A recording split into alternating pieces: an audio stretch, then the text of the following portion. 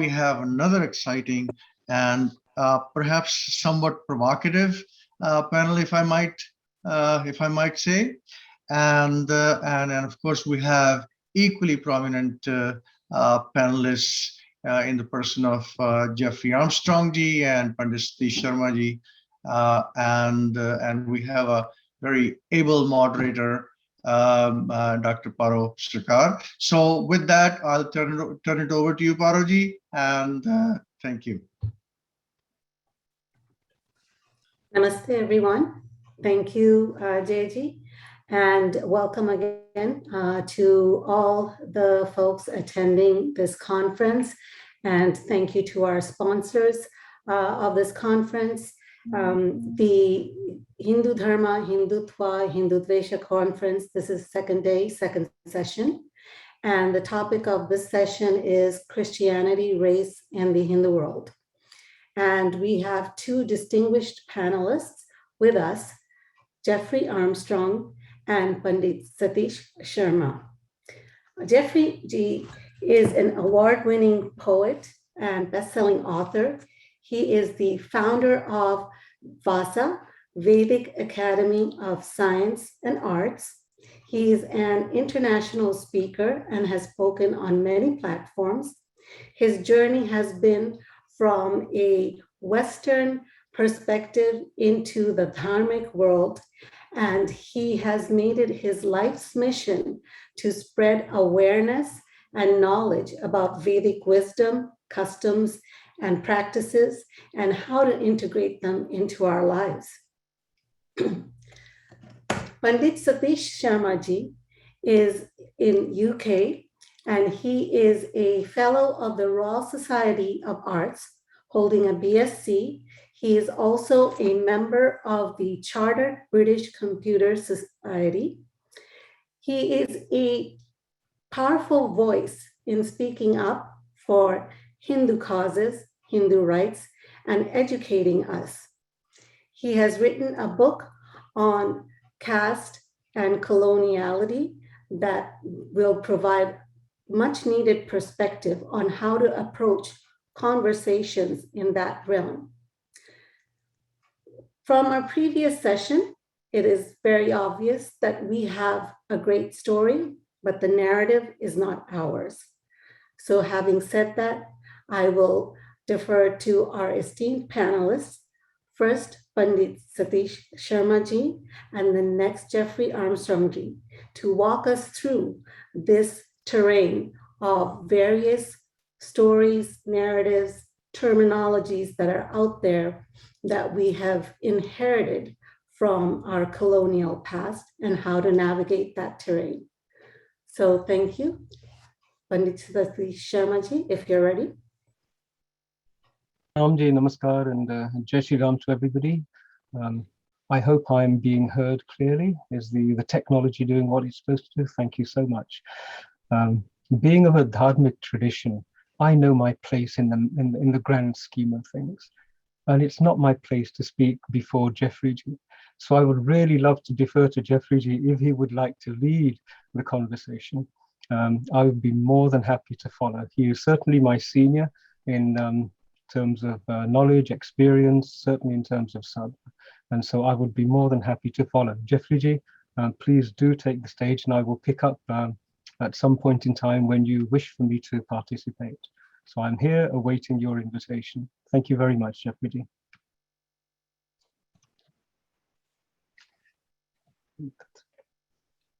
Yadyad acharati sheshtas taptad evetaro janaha. Well, my Acharya friend and companion at this moment in history that is so important. I was so happy you were starting, but that's the way it is. I think one of the most beautiful parts of the Vedic Dharma is, no, you go first, Swamiji. No, you go first. Because we are naturally humbled by one another's greatness and perhaps a little tired of our own inadequacies. But I always begin by saying, Guru Brahma, Guru Vishnu, Guru Devo Maheshwara, Guru Sakshad Parabrahma, Tasmai Shri Gurave Namaha. At this particular historical moment, and I'm so grateful to be a part of this Hindu Heritage Month, this historical moment is a gathering, very much like in the Itihas, in the Mahabharata. That gathering of beings was arranged by Bhagavan in order to illuminate the most important principles that would endure for thousands and thousands of years again. And we're in just such a moment of redefinition. So some of us are coming from one angle and some are coming from another angle. But what is unifying all of us is that we are all immortal beings. And we have come here to be of some seva in this interesting historical moment. As I listened to my brethren who were traumatized as a culture in Bharat through colonization and the ravages that the Christian religion left behind in the last 300-400 years. I came from a Christian background and emerged from it because it could not answer questions. At that time, I didn't know that they were a library burning religion. I hadn't become a scholar yet. Instead, I was listening to their story and it wasn't satisfying. I sensed something was wrong. So I began to ask questions. What I really didn't know at all at the time was that that was Samkhya, that I was in a childish way reaching out with the questions that were not being answered. So just as the Abrahamic religions, both of Islam and Christianity, violated their own principles and became library burning, destructive, they're really not religions, but gangs of people that would do anything violent and despicable in the name of religion. Coming from one of those backgrounds, I became critical and thoughtful. And it wasn't until the Vedic gurus began to come to the West. I have a way of saying this, that first, the British went to India and other European cultures went around the world and stole everything they could get their hands on in the name of Jesus. Should think about that for a moment. Who's depicted as kind and loving and gentle. Well, I don't think that's the experience of the cultures of the world. We're in recovery from an age of thievery and domination and lying and making up untrue frames, stories about cultures in order to justify pillaging them. Coming from that background without knowing about all of those things, there were missing vitamins in the Christian worldview, and I noticed right away and began to bring them to my elders in the Christian community, and they didn't like my questions much. So to speed forward, when the gurus from Bharat came, the way I like to say it is that first the country was pillaged, the wealth was stolen, and just at the last minute, just in the 60s, the gurus of India said, wait. You stole everything, but you didn't get the crown jewels. Here, let us give your children the Vedic knowledge. What a miracle it was to persons like myself to get answers to the questions that no one would answer in Western civilization. Who am I really? You're an immortal being. How did I get here? You came here from Brahman. Where am I? You're in Prakriti. You're in a place that is constructed by cause and effect. And you, being an immortal being, have many, many lifetimes and have had many, many lifetimes. And you're here learning. So I call this universe the university. But what I learned from my various gurus was the Sanskrit words which shed light upon the situation of being here in a beautiful and universal way.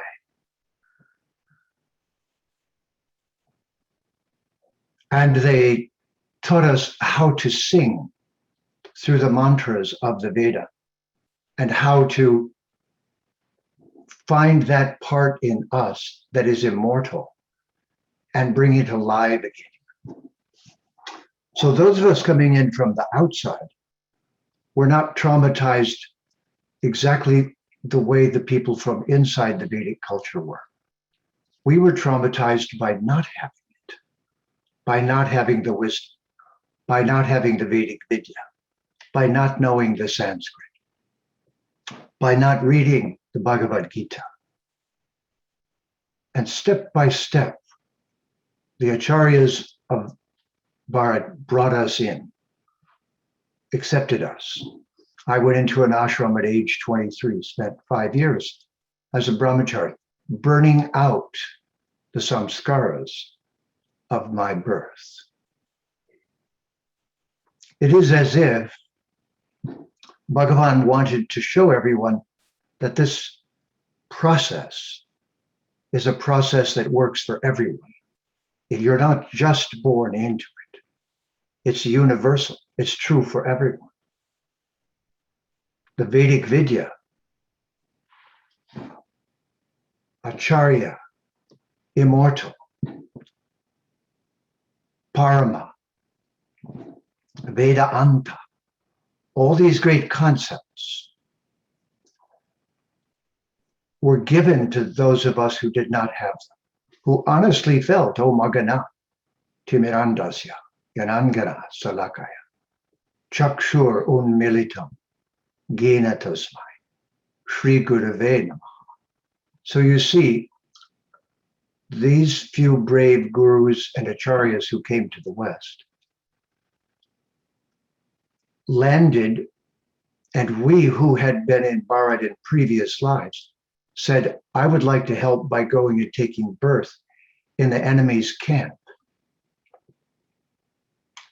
And now this great meeting of Hindu Heritage Month is various kinds of us coming together from two different trajectories. One, traumatized as a culture and recovering from those traumas. The other, traumatized by being from the country. For example, I was born in the United States.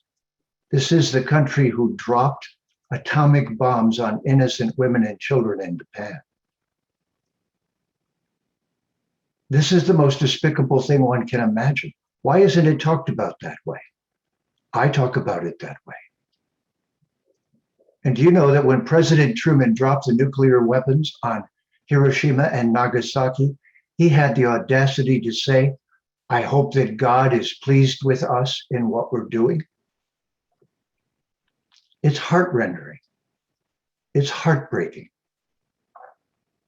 that a culture would even suggest such a thing. And so the Vedic Sanatana Dharma culture is now the bridge throughout history. The Sanskrit language is the conduit by which the answers to all these questions are coming forward. And notice hundreds of millions of new yogis around the world.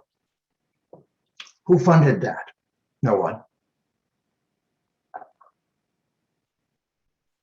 So in the midst of the most violent behaviors we've seen in history, this great knowledge of the Vedic Vidya has gone out into the world. So if I could offer a bit of enthusiasm and encouragement to the Vedic community, it is, with Westerners, get specific Sanskrit words and learn them, about 100 or so. and then use those words to stabilize the conversation. Say less, not more. Say Brahman. Say you are an Atma. My favorite verse in the Bhagavad Gita is Bahudam Janmanamante, Jnanavan Mam Prapadyate, Vasudeva Sarvam Iti, Samahatma Sudurlabhaha. We are in the process of seeing who is a Duratma and who is a Mahatma, of reviving the definition of what are we really, who are we really, why are we here? Escape from the political conversation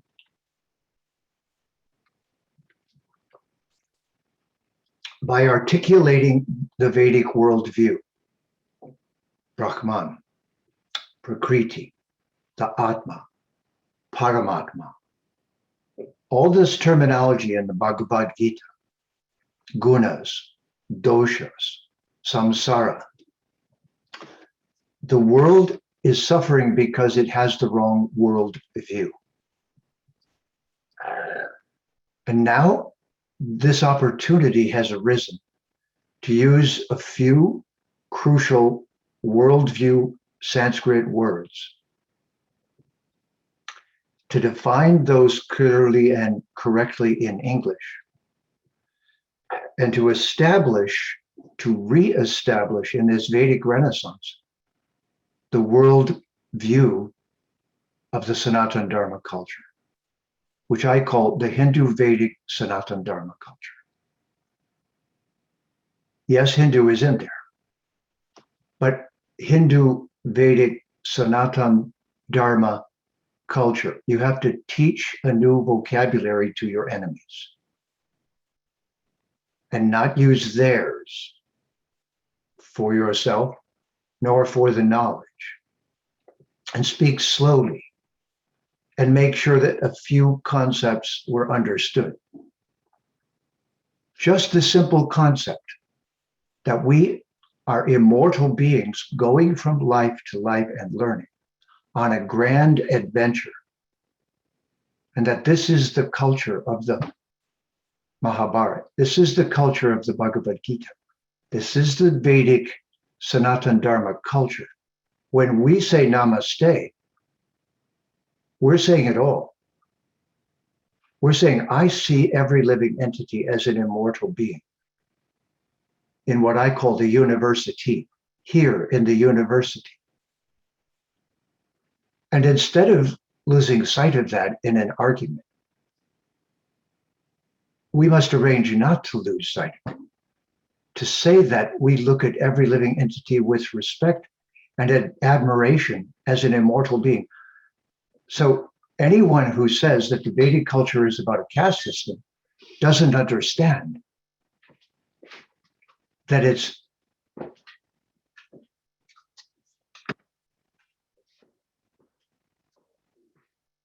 about honoring and respecting every living entity. It's about sustainability on Mata Bhumi, on Mother Earth. Bhumi is where the word human came from. Humi, home, human. Bhumi, human. Manu. The Sanskrit roots are the secret. Slow it down. Don't be in the frame of your enemy. One word at a time. Unfold the Vedic worldview until the vocabulary is known by your children. And every Hindu youth throughout the world is armed with 108 Sanskrit words that articulate their worldview. They don't get lost when there's an argument. They go back to the truth of that worldview. They teach one at a time these Sanskrit words that illuminate the Vedic worldview and stabilize it. Otherwise, you'll get lost in the politics of the moment. You'll get lost in adversarial debates, and you'll speak too quickly and people won't understand what you said and they won't remember any of it because it wasn't enough. The word is the words they could hold on to and grab before we go I have less than 5 minutes left. We are all immortal Atmas. When we look at each other with those eyes, the game changes. All this beauty is a reflection of Bhagavan. Bhagavan, that being who has 6 amazing qualities to an unlimited degree, and to whom all of us are attracted. Krishna, charisma, Christ. Christ is just the word Krishna, mistranslated into English. But we have to slow down and take charge of the conversation. Otherwise, we'll be swept up into the animosity of the world ethos right now. And it will just seem like one more quarrel in a world about to destroy itself. Asato ma sadgamaya, tamaso ma jyotirgamaya, mrityur ma amritam gamaya. From darkness, lead me to light. From a lack of truth, lead me to that truth. I'm an immortal being, so lead me back to being who I truly am. And with that, I hand it over to my dear friend Satish. And thank you for giving me a moment to participate in this Inter-Heritage Month.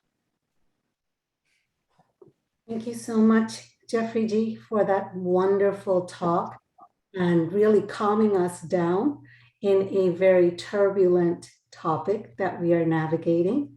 And over on to you, Pandit Satish Sharma ji, to take us through further in this conversation. Ramji, Namaskar ji, and Charan Sparsh Jeffrey ji, and for everybody else who is joining us this afternoon. I hope that everybody has understood how wise I am in deciding to follow Jeffrey ji and allow him to lead, because it's so easy to follow Jeffrey ji. He sets the stage and the context so beautifully. Jeffrey ji Pranam. You concluded with Asatoma Satgamaya. May we be guided, may we move from Asat, that which is unreal, towards a glimpse of reality. And this is at the heart of our Sanatani journey.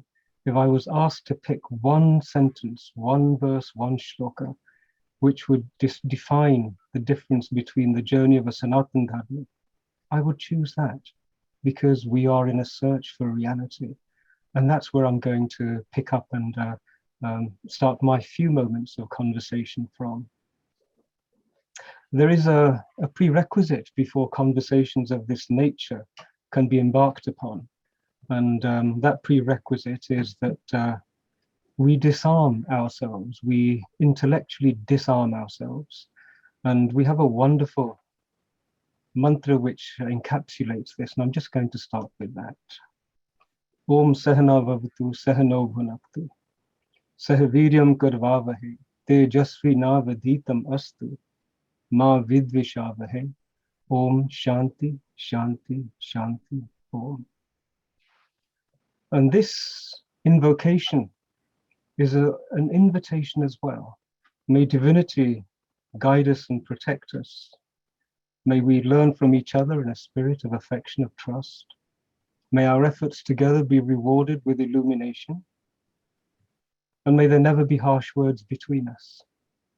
So that last sentence is the most important one, because if we accept the precondition that we're determined not to use harsh words, it suddenly makes us available and present just to the subject that we're going to be talking about. And the subject that we're going to be talking about is so important that it warrants serious reflection and scrutiny. And that's only possible when we're all calm, relaxed, and aware that what we're doing is for the benefit of everybody. So that's where I'd like to start our conversation. So much to speak of, and Jeffrey ji, you have churned the ocean so much that I have thoughts flooding in, and I'm now trying to assimilate them and weave them into the conversation. But we have 200 plus people participating in this event today. And I have a request to them first. If this was in front of an audience, I would be asking each of them to reflect for a moment on what their pronouns are. We have currently a conversation where we speak of he, she, they, etc. And this notion of pronouns has really become center stage. So for a moment, if you can just ask yourself, what is it that you would choose as your pronoun? He, she, whatever. And the reason I'd like to start there is that this is a new development in the West, the notion that a person can introspect, self-scrutiny is applied, and then decide on how they wish to be addressed. Now, self-scrutiny is a fundamental part of our journey, and many of you who are yoga dhyapakas, yoga sadhaks and so on will know the phrase swadhyaya, self-scrutiny. That is at the heart of a Sanatani's journey. And I chose this pronoun idea to start the conversation with because it also establishes a freedom. It establishes the freedom of an individual to self-scrutinize and self-define. This is an accepted principle which has emerged out of Western introspection, intellectual contemplation, and it has been accepted. And I start here because if you assume that to be true for an individual, then we also, as a civilization, as a nation, have the opportunity and the human right and the freedom to self-identify. It is our freedom to be able to determine how we wish to be addressed, how we wish to be identified, how we wish to be understood. It is nobody else's right and nobody else's power. And this is something that our Sanatani family really needs to understand and accept. We are a family. There may be issues within our family, but one thing is certain, and it's a piece of advice given to a child in a Punjabi village at a very early age. And that is that if there is a family dispute, don't involve a third party. Sort it out amongst yourselves, because you never know what it is that is driving the third party, what their needs are, what their biases are, what their prejudices are. All of those add confusion. So step number one on our journey is the recognition that we can choose who we are, how we choose to name ourselves, what our terms mean in our language, which will be very, very relevant to the conversation about Hindutva. It is for us to explain what it means, not for anybody else to lecture us on what they think it can be meaningful. That's the first part. So please, now that you all have comfortably acquired the power to self-define your own pronouns, and I've planted the seeds, I hope that we can take that and move forward with it. Swadhyaya is a fundamental part of who we are. And it also introduces yet another dimension into the Sanatani's journey, self-scrutiny. Dhyaya is to hold in attention, to hold something in your awareness for a sustained period of time. Dhyana is the journey where we have acquired this particular ability. So Swadhyaya is about attention, and attention is about looking. Now, looking is the second aspect I wanted to introduce, because we are blessed with the freedom and the guidance that we should look and see what it is that we then discover. We are taught to look. We are taught that looking is more reliable than mentally creating ideas, intellectual schemes, interpretations, belief systems, and all of those things. In our tradition, we look. And this is why we have rishis, which is from the word drishta, which is to see, to look. It's the capacity to scrutinize something deeply. And this is very important, because if you determine that your journey of asatoma satgamaya is to be based upon looking, then you, one, become a seeker, and two, you become a seer. You are learning to look at things. And that is an amazing, amazing lesson. When our rishis our incredible and unique ancestors started on this journey of looking. They looked inwards. And this is something that's available to all of us. Each and every one of us at every moment has an opportunity to look inwards. And we are the only tradition who systematized and who roadmapped that whole journey. When our ancients looked inwards, they discovered what the tattva of a human being was. And the tattva of a human being they found beyond physical form, beyond mental form. They dived deeply and found something which was at the heart and the center of every single human being, so much so that none of the physical attributes, the Panch Koshas, the Sapt Dhatus, the 7 Dhatus, the 5 Vayus, they plunged beyond all of those, and they found something which was the life essence which nourished and supported everything else. And that was the tattva, the defining essence of what it is to be a human being. That's what they found inside. And the remarkable thing was that they navigated the continent of mind and left it behind to find an oasis of stillness at the very center of our being. And it's there at the center of every single human being. They then stopped and they thought, this is so amazing. We want to share this incredible gift with anybody and everybody. And what they did is they sat and they started to speak.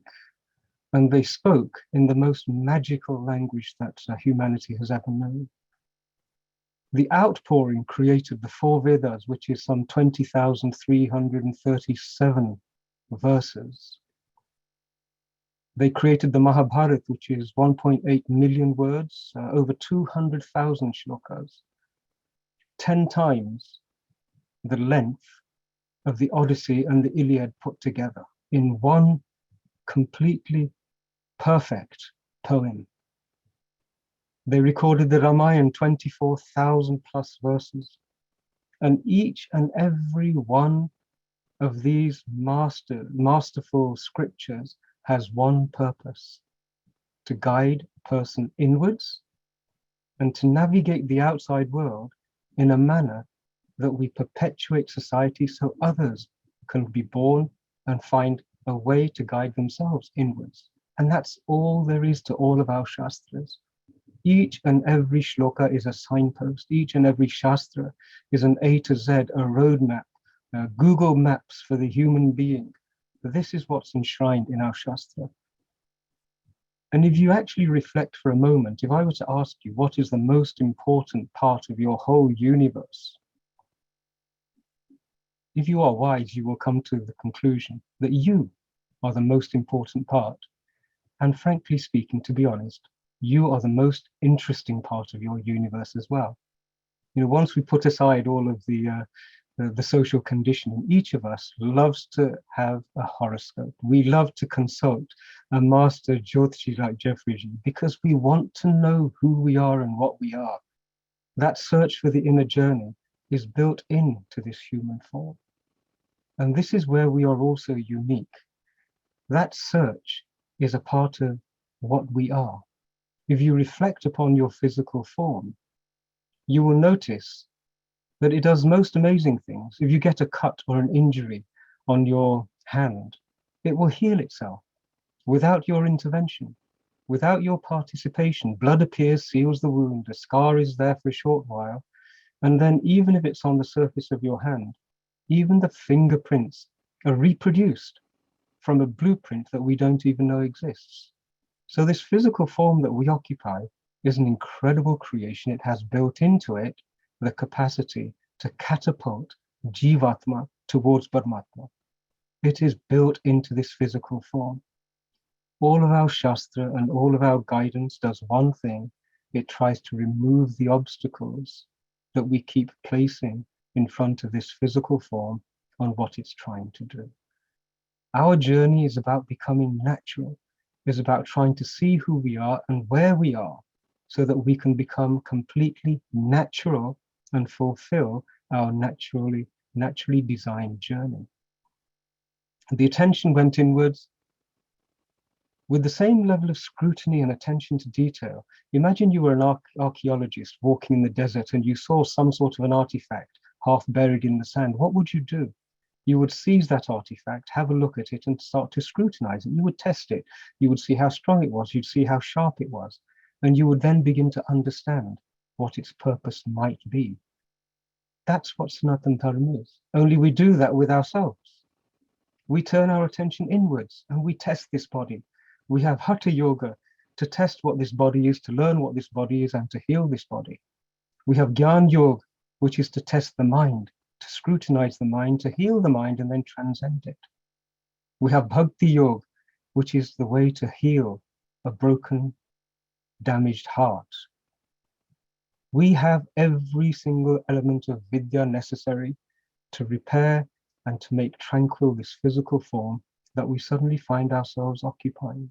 And it's the most interesting form in all of existence. That same intelligence, that same scrutiny, that same dhyana, we turned outwards. And when we turned it outwards, we discovered dharma.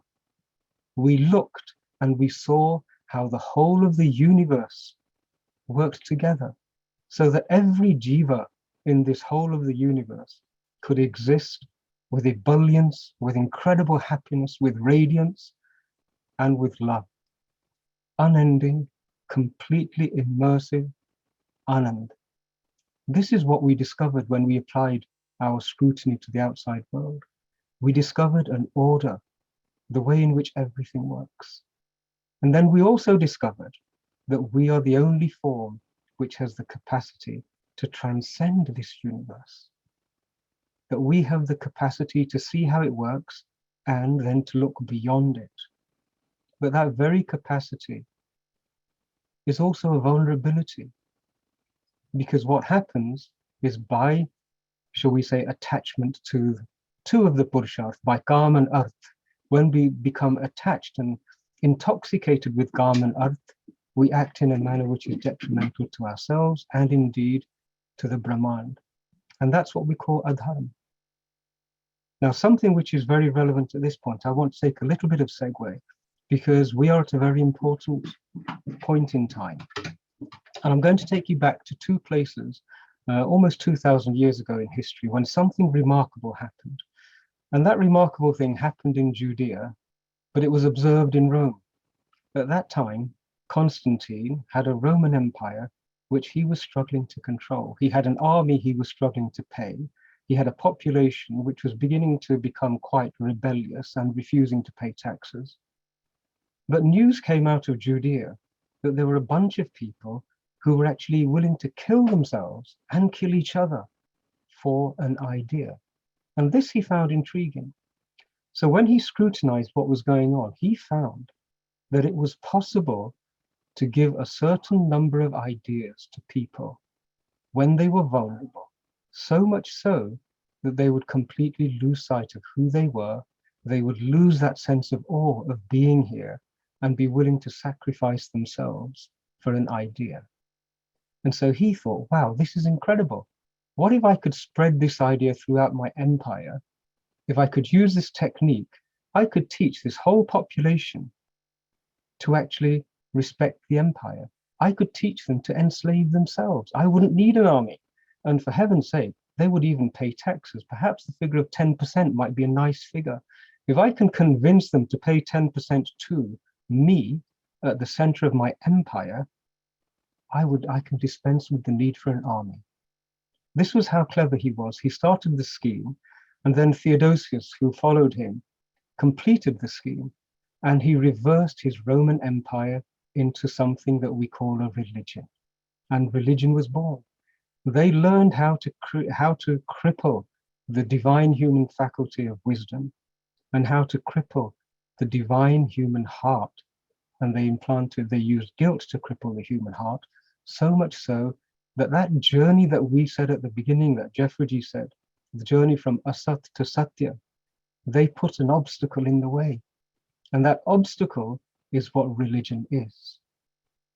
Now I'm going to I have to live up to the introduction where somebody introduced the notion that this may be a provocative conversation. So that's an invitation which the Punjabi me in me is saying, yes, yes, be provocative.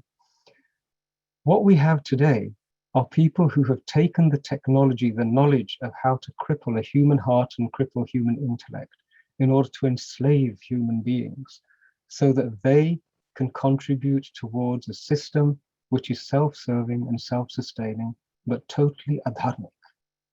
Now, if you recognize that, you will recognize that Bharat has always been the custodian of the tools to heal the broken intellect and to heal the damaged heart.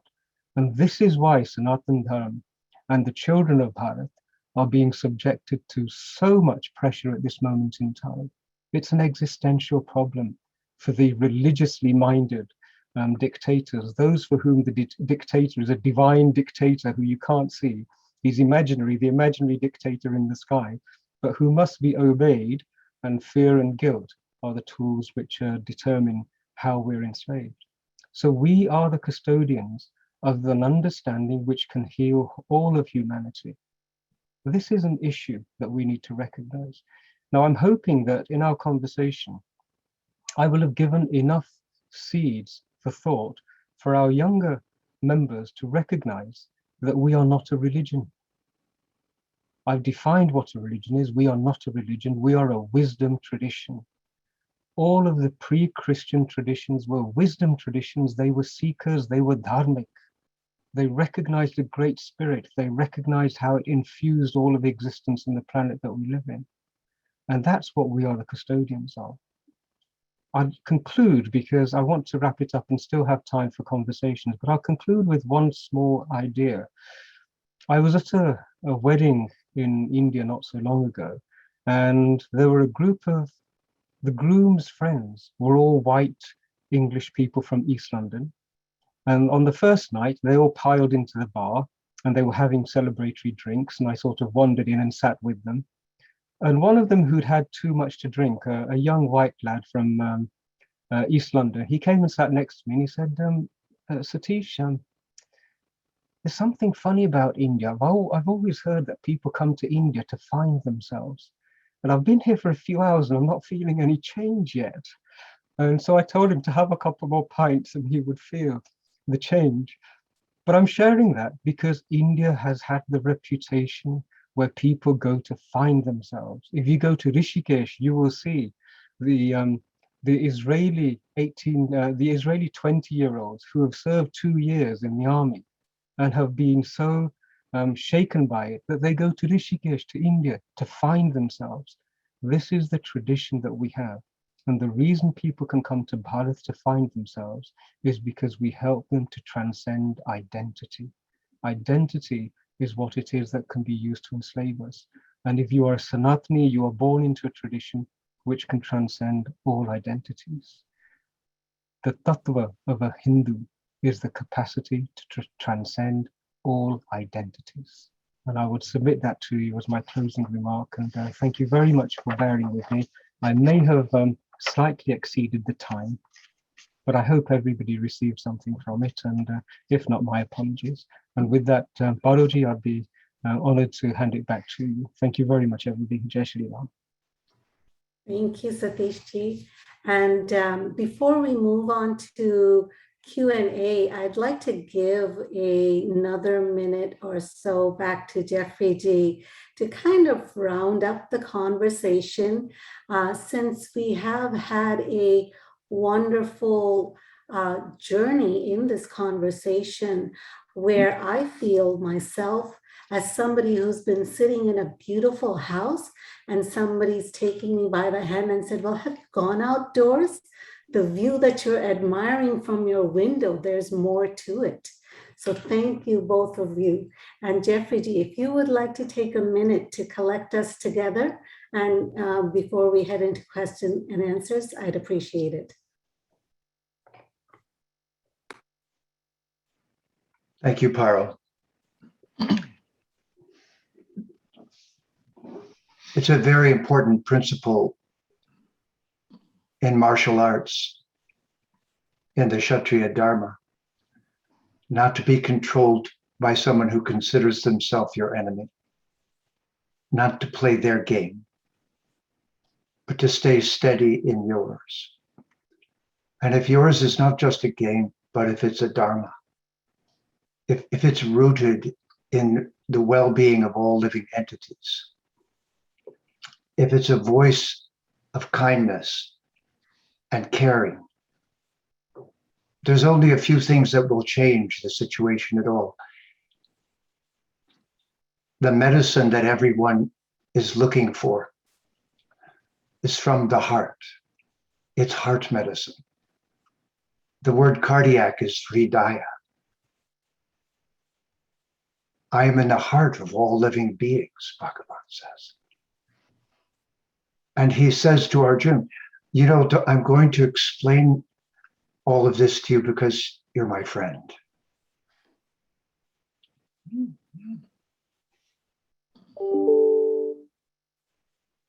The more complicated we make this, the more difficult it's going to be for anyone to experience it. And if we just say, well, first of all, let's be friends while we talk about this.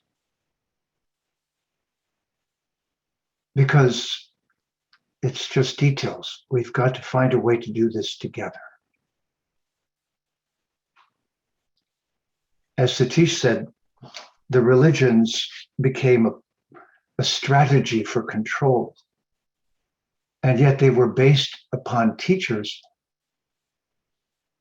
who showed love in their every action, in their every word, in whose presence your heart blossomed again and opened, the hridaya.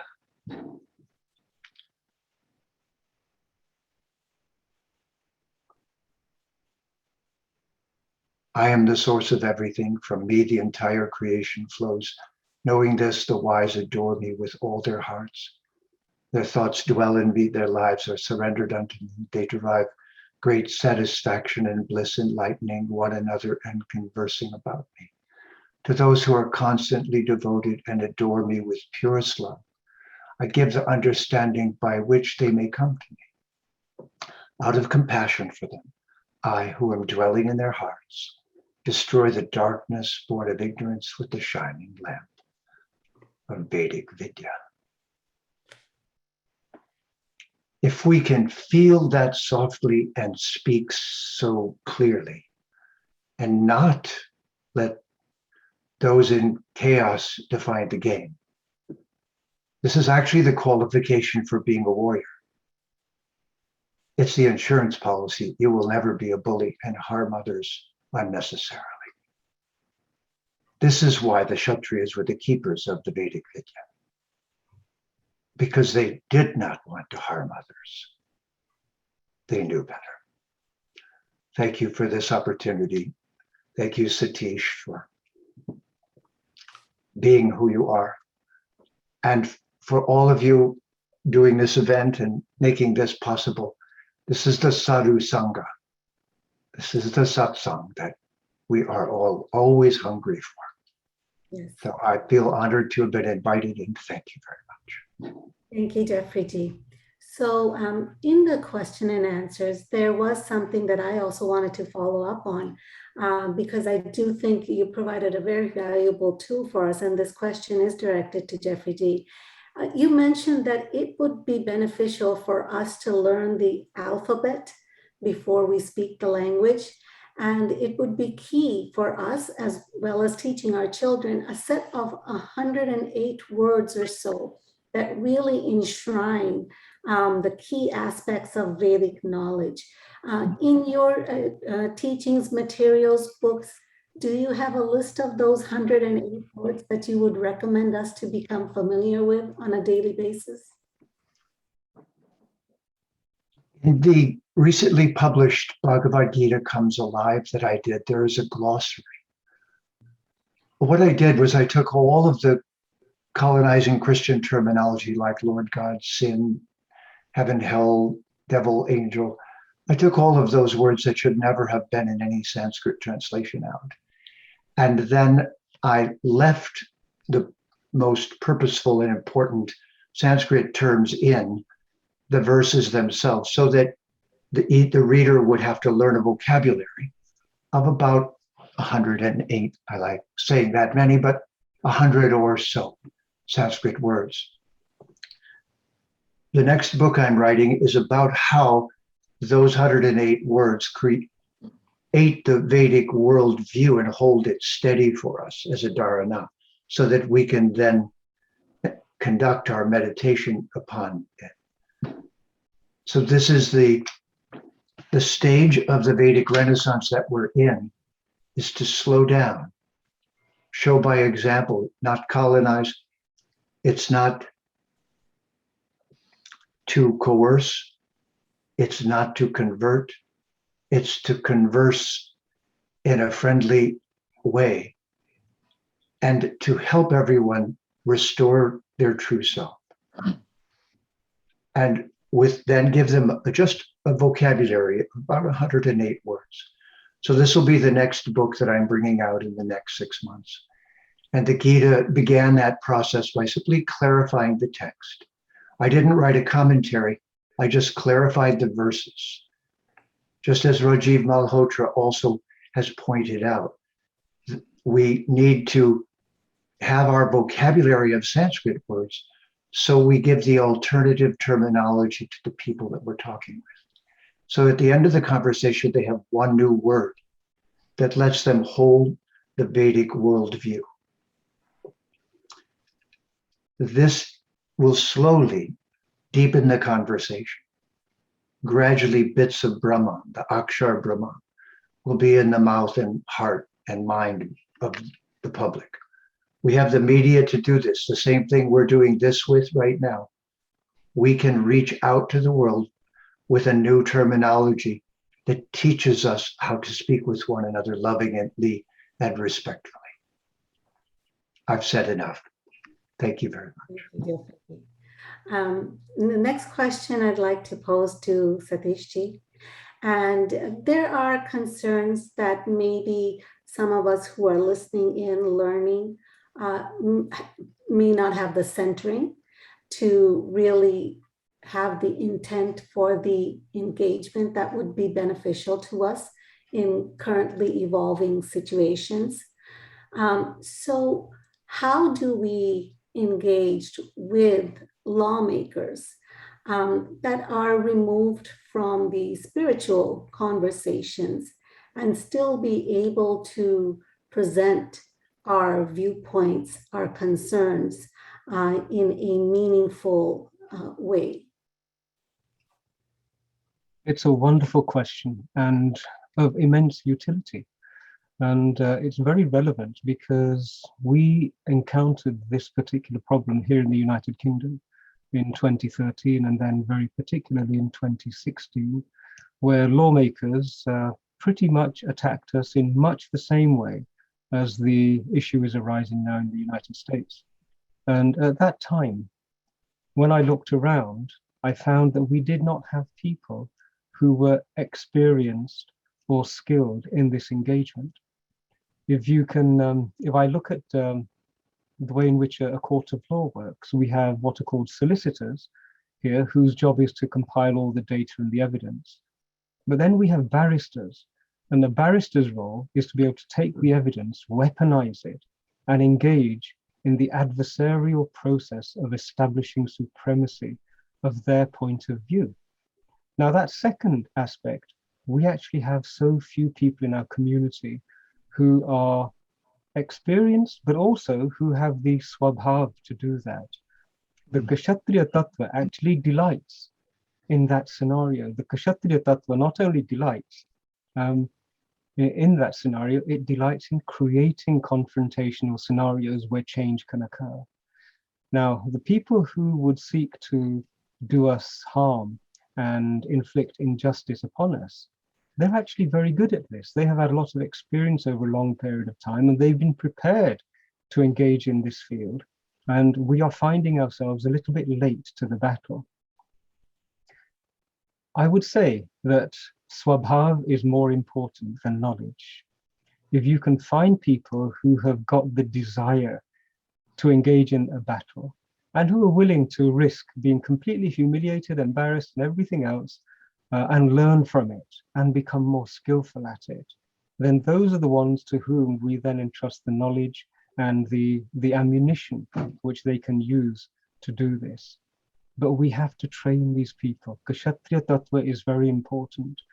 And if you have a look at the way in which the system functions, the role of a Brahmin is actually to create knowledge systems which are necessary for the community at any point in time.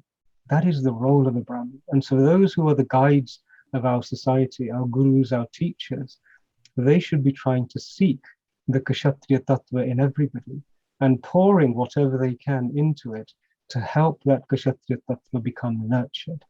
We have them in our communities. We have both of the energies in our communities.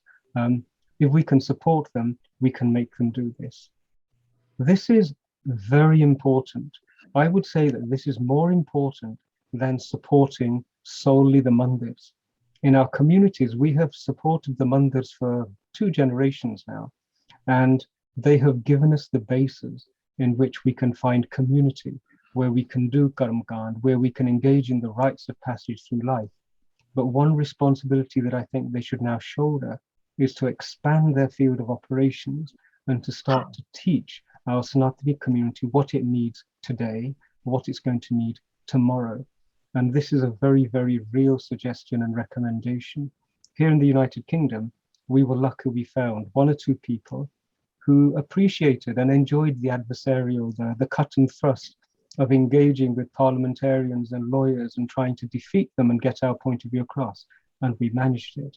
In the United States and elsewhere throughout the world, the Sanatani community needs to find these people, train them, equip them, and launch them, and support them as much as we can. That's what I understand we need to do. Thank you so much.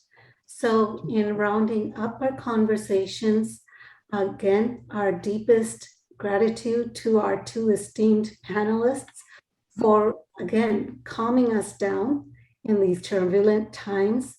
I know there is a wealth of written material, conversations out there on social media that we can tune into from time to time. Thank you for the initiative for the Hindu Heritage Month to allow these conversations to take place and begin something new for each one of us. And I hope that we learn, we share, and we grow in our conversations and realize we have a lot more than the day-to-day battles to offer in terms of victory for all mankind. Thank you again for the participation. Jaiji, over to you. May I just conclude with a mantra, if that's okay? In mandirs we say, Dharm ki vijay ho, adharm ka nash ho, praniyon mein sadbhavna ho, vishwa ka kalyan ho. And I would like to paraphrase it slightly and say, Dharm ki vijay tab hogi, jab adharm ka nash hoga. Fir praniyon mein sadbhavna hogi, aur fir vishwa ka kalyan hoga. Jai Shri Ram. Yeah, Jai Shri Ram, Jai Shri Ram. Thank you. So thank you, Paraji. Thank you, of course, Satish and Jeffrey ji. As we bring this day 2 of our ongoing conversation on these important subjects, it occurs to me that we are almost reliving the story of Mahabharata in so many ways. Like the Pandavas, we are the people of Dharma, and yet we are the ones who have suffered. Pandavas were exiled for 13 years, and we, the Hindus, have suffered untold atrocities for 1300 years, maybe even longer. At the end of it all, they asked for nothing but 5 villages so they could just live in peace. And what we ask for, simply to be respected for who we are. And yet that was not to be. So here we are at the what feels like the battleground of Kurukshetra. It is a battle of ideas. It is a battle of narratives. And we are confused, like Arjuna. We are confused. We don't know what to do. So we seek our Krishnas. And here we have Krishna appearing in so many different personalities: Jeffrey ji, Satish ji, Hari ji, Hema ji, and of course Ratan ji, and slowly they are telling us, you have the weapon with you. You always had the weapon. It is your dharma. It is your knowledge, the knowledge that was handed to you by your rishis. And all you have to do is learn it, learn to use it. So with that, I thank you. I thank my Krishna, and we will continue this conversation of Mad Bhagavad Gita for a few more weeks. Thank you so much. Jeffrey ji. I only want to end with a couple of words. I've invented these words for just this situation. So the first is kathotria. Say it again, please. Kathotria. Okay. Instead of kshatriya, it's kathotria. Okay. And the next is astras. Astras. Astras. Love it. Shastras. Yeah. Love it. Got it. Got it. There you go. Thank you. With those words, we bring this to a close. We thank all our participants and all our panelists, and of course, our very able moderators, Richaji and Paraji, and look forward to this conversation continuing next weekend and weekend thereafter, and so on and so forth. Namaskar. A good day to all.